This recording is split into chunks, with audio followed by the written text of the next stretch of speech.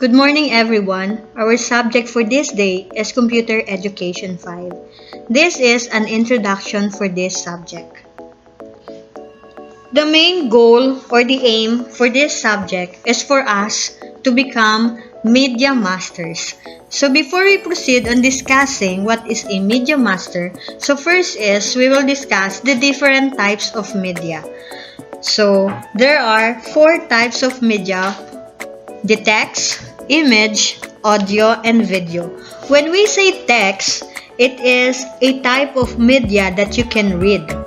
This can be status updates you see on Facebook. Then, this can also be the news articles posted by some of your friends.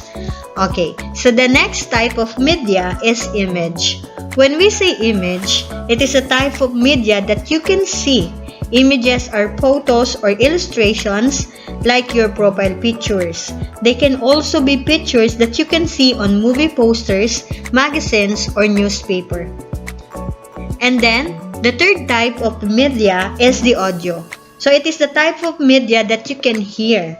So these are the songs you listen to, and these are also the voices you hear on TV, radio, or online.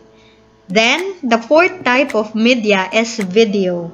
When we say video, this is the type of media that contains audio and images. So sometimes, there is text on it too. It also contains video clips or footages. Videos are played on TV or on YouTube. So these types of media are everywhere. So look around you and you will read text, see images, hear audio, and watch videos. Next is the media sources. When we say media sources, it is where we found several sources of our media. So here are some of the sources where you can find them. So number 1, we have print. When we say print, this includes newspapers, magazines, brochures, flyers, and restaurant menu cards. So they are called print media because they are shared by printing them out. A poster is an example of a print media. So it is a combination of text and images. The text and images will help you understand what the poster is all about. So a magazine is also an example of print media. You can read different articles in a magazine. So you can also see the latest gadgets because it contains images of the latest gadgets in the market. So another source of media is TV or television. So this includes news, commercials, documentaries, movies, and TV shows. So these are combination of text, images, audio, and videos. The mix of this type help you learn about different topics. For example, documentaries from National Geographic or the Discovery Channel teach you about science. So video clips of animals in their natural habitat show you how they survived. Usually, there is a voice narrating the story of the documentary to help you better understand what's happening on screen. You can also notice that the name of the animal is flashed on the screen because the viewer may not be familiar with its name. Okay, next is the third media source is an online. So you can also find different types of media on the internet. Because the internet is a big source of media. You can find text, images, audio, and video on it. These are shared through computer screens. When you need to research on a topic for your assignment, you can search for the topic on Google. So a Wikipedia article, for example, contains text and images that can help you understand the topic better. Video and audio can be found on YouTube. You can watch and listen to your favorite songs in it. There are also educational videos that you can watch and learn from. Last media source is a mobile devices. This include images, audio, and video. Mobile devices nowadays are able to capture and store images, audio, and video. Taking a photo, recording an audio, and shooting a video are easy when you have a device. For example, If you need to make a report about a science experiment, you can use a phone to take photos of your experiment and add them to your report. By learning and understanding how to collect non-textual information like text, images, videos, and sounds, you can make your classroom reports and presentation more exciting and informative.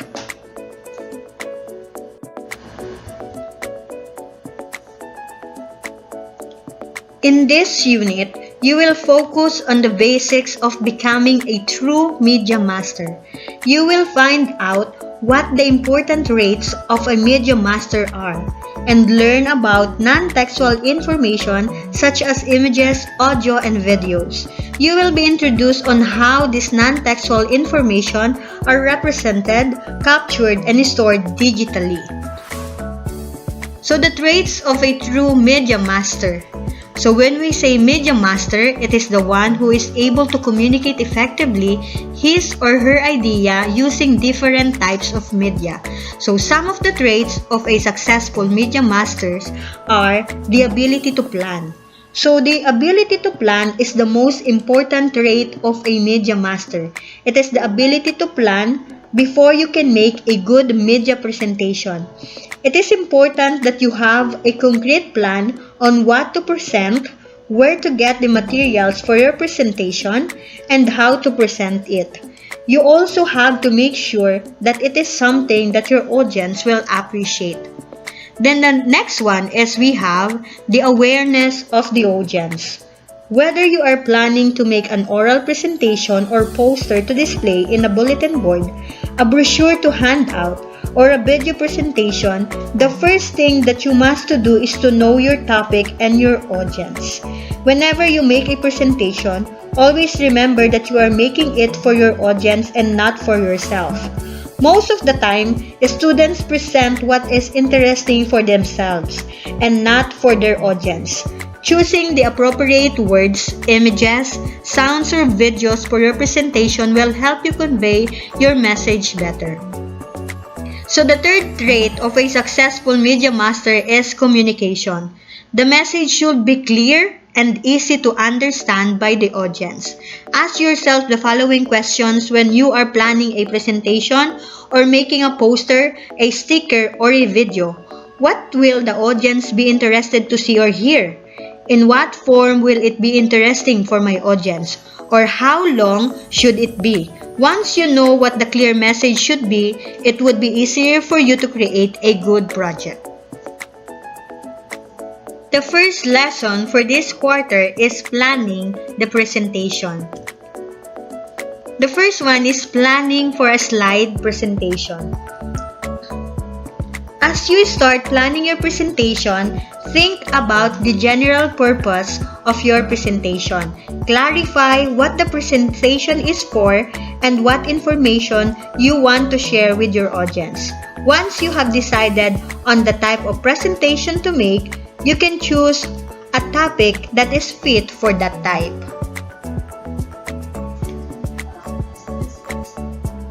There are 3 types of presentation.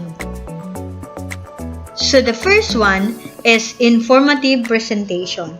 So this type of presentation usually informs people about facts, objects, places, persons, events, phenomena, concepts, or theories. So your presentation should be something interesting that you know or have found out. So example topics are animals in trouble, so it is phenomena. So gaming consoles, objects, and then the wonders of the world, places. The second type of presentation is instructional presentation. So this type of presentation shows a process or a series of steps on how to do something. There are usually a predefined number of steps that need to be presented. Example topics: how to conserve water, how to make a kite, how to keep the computer clean, and how to edit a photo. The third type of presentation is personal presentation. So this type of presentation is about yourself, such as the things that you like, special events in your life, interesting ideas that you have, or anything about yourself that you would like to share. Example topics are my first technology gadget, my fashion trends, and things I do when I am online. Next is we have information sources. So when preparing for a presentation, it is important to know where to get the information. So different types of information come from different sources.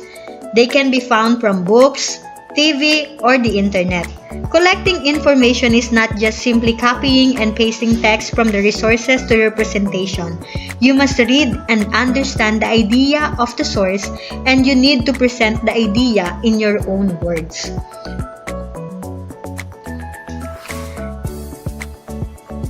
So we have different information sources.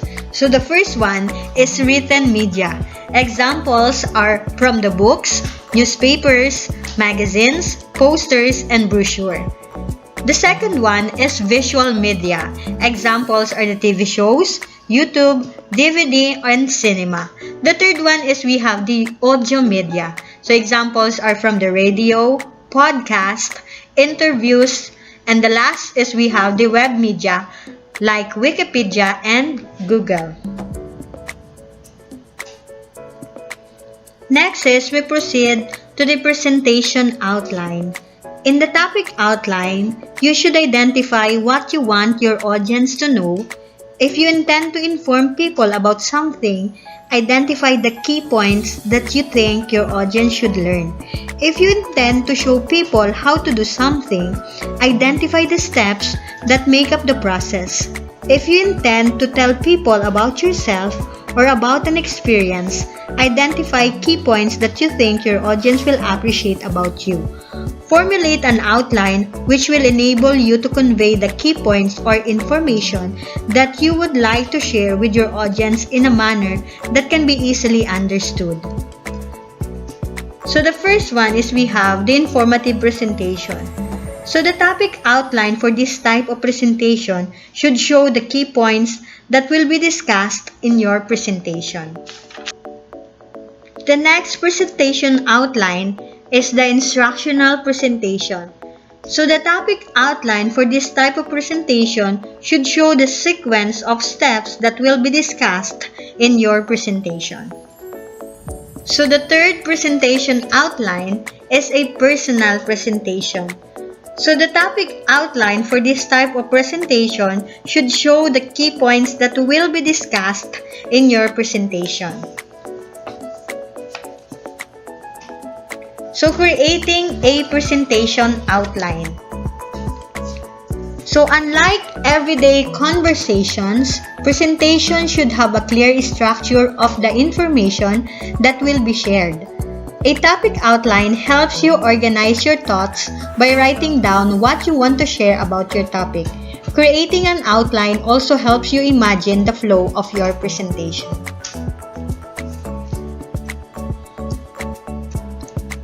Next is collecting pictures. Sometimes, you might need to use a picture for better explain your message or idea. In this case, spend time looking for the best picture possible. Use pictures that are related to your topic. Avoid using unnecessary pictures that will only clutter your project. In fact, adding fewer pictures means less work for you in the assembly stage. So you can look for pictures at image galleries on the internet. Sometimes, you can even try asking your parents, friends, or teachers if they have pictures related to your topic. So there are lots of resources where you can get free photos to use on your presentation. So the websites include are the following.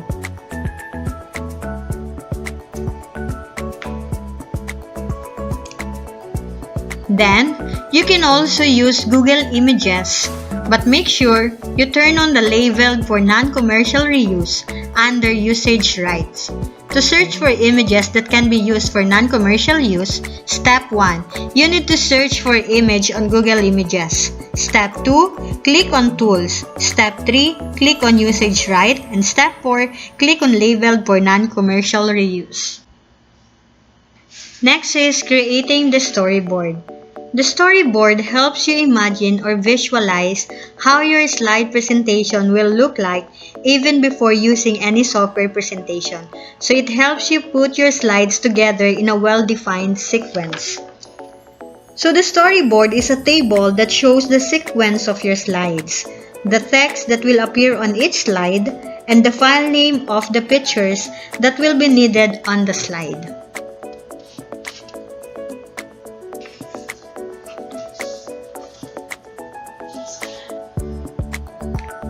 Thank you for listening, and that's all.